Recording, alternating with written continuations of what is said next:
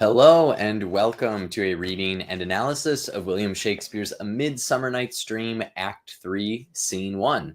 So here we are still in the forest. We'll be there for a while. And we again switch groups and we go back to the mechanicals. Last time we saw the mechanicals, they were planning to perform a play about Pyramus and Thisbe. They had cast it, but they were going to go meet in the forest to avoid anyone seeing what they were doing so they could surprise the Duke and Hippolyta for their wedding day. So here we go, 3-1. Bottom starts with, "Are we all met? Pat, pat, and here's a marvelous convenient place for our rehearsal. This green plot shall be our stage, this hawthorn brake our tiring house, and we will do it in action as we will do it before the Duke." So you could see that the forest is the stage, right? Peter Quince, "What sayest thou, bully Bottom?" And bully there means worthy or admirable. So a word that's changed meaning, or doesn't have that meaning anymore for modern readers. "There are things in this comedy of Pyramus and Thisbe that will never please. First, Pyramus must draw a sword to kill himself, which the ladies cannot abide. How answer you that?" "Ooh, by the lark and a perilous fear. I believe we must leave the killing out when all is done." So we get this repeat of a previous joke, right? The lion was going to be too ferocious for the ladies, and now the killing at the end of the play of Pyramus and Thisbe is going to be too much. So Bottom says, what are we going to do about that? And people say, well, maybe we should leave it out. But Bottom does not want to leave it out. He has something else planned. He says, "Not a whit. I have a device to make all well. Write me a prologue, and let the prologue seem to say that we will do no harm with our words, and that Pyramus is not killed indeed. And, for more better assurance, tell them that I, Pyramus, am not Pyramus, but Bottom the Weaver. This will put them out of fear." So here you can see Bottom not just questioning the courage, but also the intelligence of the audience. He says the plan here is to have a speech at the beginning that tells the audience that he doesn't actually die. In fact, he's not even actually Pyramus, and this will put everyone straight.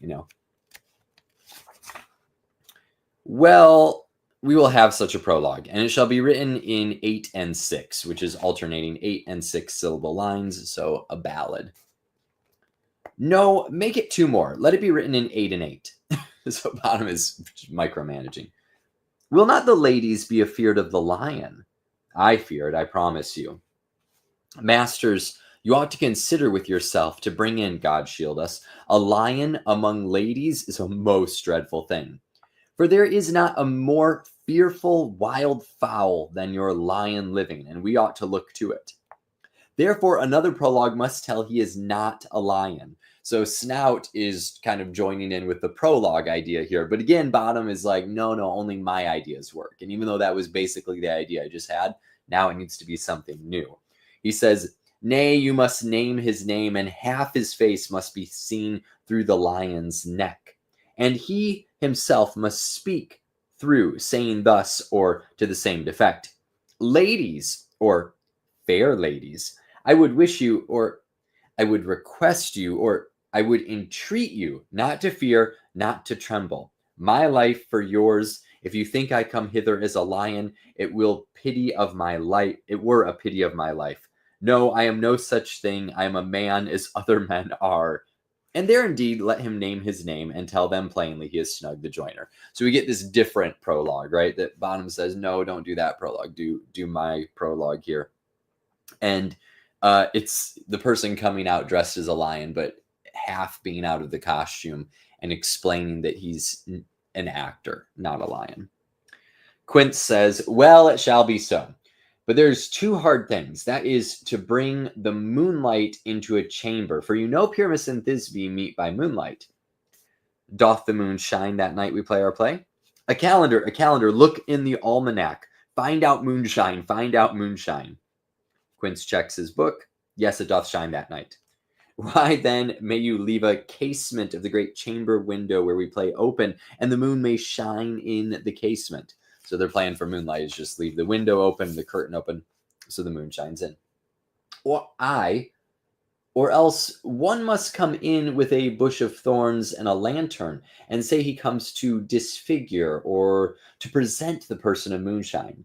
Then there's another thing. We must have a wall in the great chamber, for Pyramus and Thisbe, says the story, did talk through the chink of a wall. So here we have two things in that line by Quince. First off, he says, no, just leaving the window open and the moon shining in won't be good enough. We have to have someone play the moon. So we're getting very abstract here in our casting, because the person playing the moon is going to have a bush of thorns and a lantern, and eventually later on in the play, even more classical images of the moon. And they also need a wall. Now, if you've ever been in a play and you need a wall, you probably build a wall. It can be out of tissue paper, it can be out of wood, it can be out of canvas, whatever it is you need to build it out of, but you probably just build a wall. But look what they come up with. Snout says, you can never bring in a wall. What say you, Bottom? Some man or other must present wall, and let him have some plaster, some loam, or some rough cast about him to signify wall. Or let him hold his fingers thus, and through that cranny shall Pyramus and Thisbe whisper. So his plan is to have someone play the wall and hold their hand open, like their fingers open like this, or some, however the director plans to do it. And that they actually whisper through the fingers of the wall. So we've got someone playing a lion, we've got someone playing a wall, we've got someone playing moonshine. So our Pyramus and Thisbe is getting quite different than what was planned in that first scene with the mechanicals. Here we see Puck enter the stage invisible to others. Oh no, sorry, that was a little too early. Back up. Pyramus and Thisbe whisper. Quince says, if that may be, then all is well. Come, sit down, every mother's son, and rehearse your parts. Pyramus, you begin. When you have spoken your speech, enter into the break, so everyone according to his cue. And break here means, I might have to look that up in post. I should have looked that up already, sorry. I believe it means stage, right? The place of action. Enter into that break, and so everyone according to his cue. This is the part where Puck enters on stage, invisible. Puck says, what hempen homespuns have we swaggering here so near the cradle of our fairy queen? What? A play? I'll be an auditor, an actor too, perhaps, if I see cause. So here we see Puck is in meter. Everyone else has been in prose, so we see that combination, like the magical language of the fairies and the everyday sort of normal speech of the mechanicals. Quince says, so they're back into rehearsal. Puck says he's going to be an auditor, a judge of it, but also maybe an actor if he sees fit. Quince says, speak, Pyramus. Thisbe, stand forth. Bottom comes in as Pyramus.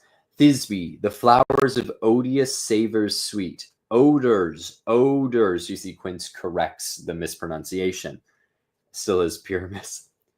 Odors, savors sweet. So hath thy breath, my dearest Thisbe dear. But hark, a voice. Stay thou but here a while, and by I will to thee appear. And he runs off. Puck says, a stranger Pyramus than ever played here, which is fun because Bottom is in verse, because he's performing a play as Pyramus, who's speaking in verse, and then Puck finishes off the verse line, matches the rhyme there with appear and played here. So Bottom runs off stage, Puck follows him, and then Flute says, must I speak now? Aye, marry, must you, for you must understand he goes but to see a noise that he heard, and is to come again. So then Flute enters as Thisbe. Most radiant Pyramus, most lily white of hue, of color like the red rose on a triumphant briar, of most brickly juvenile and eke most lovely Jew, as truest horse, yet ever never would tire, I'll meet thee, Pyramus, at Ninni's tomb. So I read that kind of fast, slower than I'd want an actor to read it, because I think the joke here is that, as we'll see in the next line, he reads it all at once, cues and all. So it's not necessarily knows what he's doing as an actor yet, right? He wasn't even sure if he was supposed to enter. But Quince takes objection to a number of things. He says, Ninnis tomb, not Ninni's tomb. Ninnis tomb, man. Why must you not speak that yet? That you answer to Pyramus. You speak all your part at once, cues and all. Pyramus, enter, your cue is past, it is never tire. So we see fixing the hiccups of the rehearsal here, as all rehearsals have. Flute says, oh, as Thisbe. As truest horse that yet would never tire. Enter Puck, and bottom as Pyramus with an ass head. So at this point in the play, the most famous image of the play is the actor with the donkey head, and that is Bottom. So Bottom gets turned into, he doesn't realize it yet, Bottom gets turned into like a donkey creature. Usually it's just a headpiece that's put on, sometimes a tail as well, some other costume changes, whatever direction you go in. But basically looking like a monster, like human donkey creature. And of course, as it said, ass head, right? That's another name for a donkey is an ass, and the character's name is Bottom. So as I talked about, there's a pun bottom because there was like injuries, like Weaver's bottom, that was like a butt area injury that Weavers would get from sitting so much, but then also punning on him getting turned into an ass, and his name is Bottom. It's very funny, as I'm sure you can figure out. So he enters and says, if I were fair, Thisbe, I were only thine. Quince yells out, oh, monstrous, oh, strange, we are haunted. Pray, masters, fly, masters, help. And then everyone starts running around, crazy pandemonium everywhere on stage. And Robin adds to, or sorry, it says Robin in this edition, Puck, adds to this chaos by transforming themselves through the language they're using to be even scarier. So Puck says, I'll follow you. I'll lead you about around, through bog, through bush, through brake, through briar. Sometime a horse I'll be, sometime a hound, a hog, a headless bear, sometime a fire. And neigh and bark and grunt and roar and burn like horse, hound, hog, bear, fire at every turn. So Puck is chasing these people around the stage, appearing as fires, as animals, as whatever would be terrifying. Not only do you have in the back here Bottom with a giant donkey on their shoulders, donkey head on their shoulders. Now you've got Robin. I also just now figured out what break means. It's like bushes. So earlier in the play, he says through break, right? Or like denseness in the forest. That's Quince, enter through the break. So he's using that as the wings, as the offstage area. Context clues, great. Okay, so Puck exits and everyone else has run away. They're going to reappear to say some things, but it's basically just Bottom on stage. And Bottom says, why do they run away? This is a knavery of them to make me afeard. So that line means they're playing a joke on me to make me scared. They're pretending the monster is here so that I'm scared, because he doesn't realize he's been transformed. Enter Snout. O Bottom, thou art changed. What do I see on thee? What do you see? You see an ass head of your own now, do you? And Snout exits. So the pun being, you're trying to make me look like an ass by scaring me and tricking me. But of course, he does look like an ass because he got a giant donkey head. Quince enters. Bless thee, Bottom, bless thee. Thou art translated. And Quince runs off. And then Bottom to the audience says, I see their knavery. This is to make an ass of me, to fright me if they could. But I will not stir from this place. Do what they can. I will walk up and down here, and I will sing, that they shall hear I am not afraid. So he's going to prove that he's not afraid by singing and walking around the stage. Now, if you haven't looked ahead or seen this before, little quiz for you. From the past scenes, do you remember who else is on stage right now? Because if the production is doing its job, even the audience watching should forget who is on stage with Bottom, because she's been on stage for quite a while now. And if she's sleeping somewhere where you don't quite see her, you forget she's there, which makes this reveal very, very funny.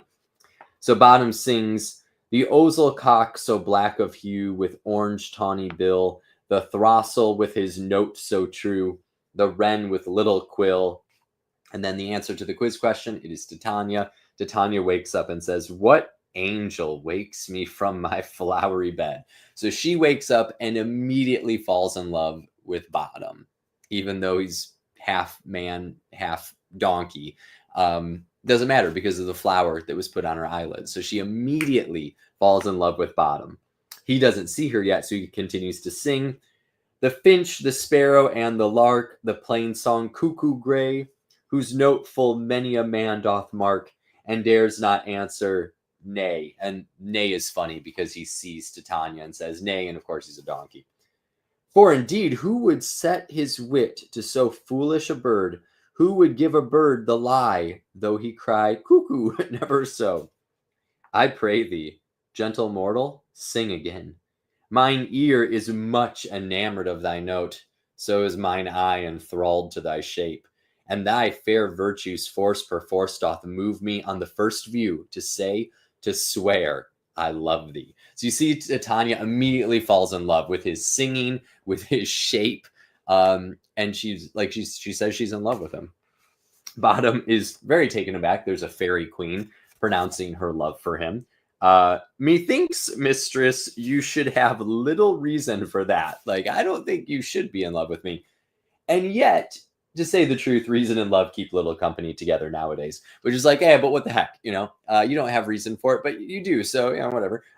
Let's go with it. The more the pity that some honest neighbors will not make them friends. Nay, I can gleek upon occasion. Gleek meaning make a joke. Thou art as wise as thou art beautiful. So this is how powerful this love flower is. Bottom appears not just beautiful externally, but also wise. Not so neither. But if I had wit enough to get out of this wood, I would have... Oh, sorry.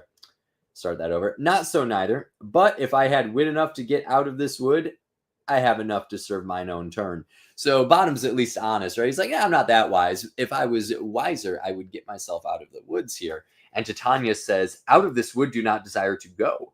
Thou shalt remain here whether thou wilt or no. I'm a spirit of no common rate.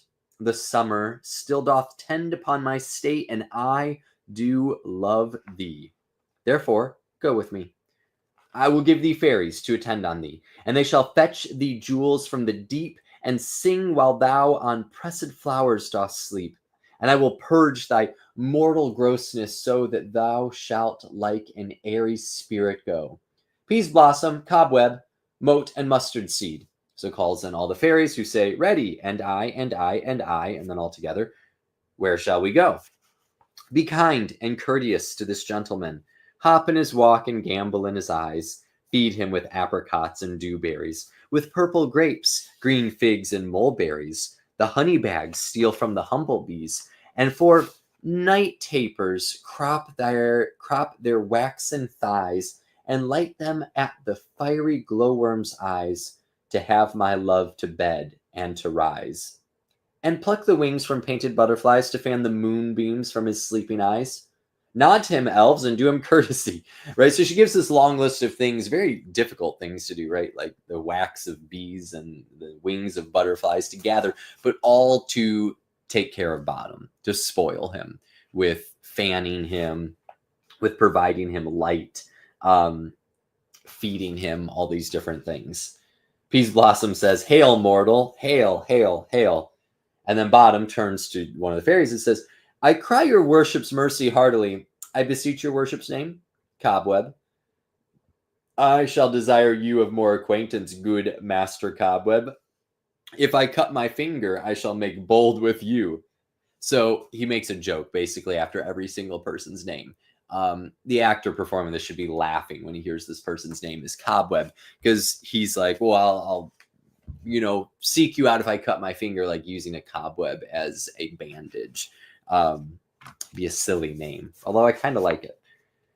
Your name, honest gentleman, Peas Blossom. I pray you, commend me to Mistress Squash, your mother, and to Master Peascod, your father, good Master Peas Blossom. I shall desire you of more acquaintance too. So he makes a joke about like, oh, what's your mom's name? What's your dad's name? Squash and Peascod, if your name's Peas Blossom. Your name, I beseech you, sir, Mustard Seed. Good Master Mustard Seed, I know your patience well. That same cowardly giant-like ox beef hath devoured many a gentleman of your house. I promise you, your kindred hath made my eyes water ere now. I desire you of more acquaintance, good Master Mustard Seed. So there he doesn't laugh as much at the name as he says that he's very familiar with mustard seed. It's been on a lot of sandwiches, and he has himself devoured many of Mustard Seed's family through eating his ox beef sandwich. Titania says, "Come, wait upon him, lead him to my bower. The moon, methinks, looks with a watery eye, and when she weeps, weeps every little flower, lamenting some enforced chastity. Tie up my lover's tongue, bring him silently," which is a funny joke to end the scene, because she's still madly in love with him, but maybe he doesn't need to talk quite as much as he's been talking. And that's the scene. So it's a wonderful reveal that Titania's been on stage this whole time, and you can kind of forget that she's been back there, and she wakes up and is in love with Bottom. But it's also just such a clever bringing together of the different groups. The Athenians ran into the fairies, and Puck put the flower in the wrong Athenian's eyes. And now Puck's other job is to make Titania fall in love with something ridiculous. He sees the mechanicals and realizes very quickly, as the audience has realized, that Bottom is the most ridiculous thing in this world, perhaps. So why not turn him into something that looks even more ridiculous and use this flower to have Titania fall in love with him? So we see both groups interacting with the fairies, and it's just brilliant, absolutely brilliant. So if you're interested in any notebooks, as always, well, hopefully as always, there is a link in the description where you can get late night. You get 10% off your first order of field notes. This is a wonderful edition. This is the index edition that is still in stock, probably will be for a little bit longer before they run out of them. But they have ledger and date books and to-do lists. So if you're less of the blank notebooks or lined or graph notebooks and more of the organizational planning, this is a great addition that you can pick up, get 10% off, helps the channel out. Hopefully gets you a nice notebook to use. And thank you so much for watching. Next time we'll get into 3-2, which is one of the wildest scenes in all of Shakespeare. So I will see you then. In the meantime, leave any questions down below, and happy reading.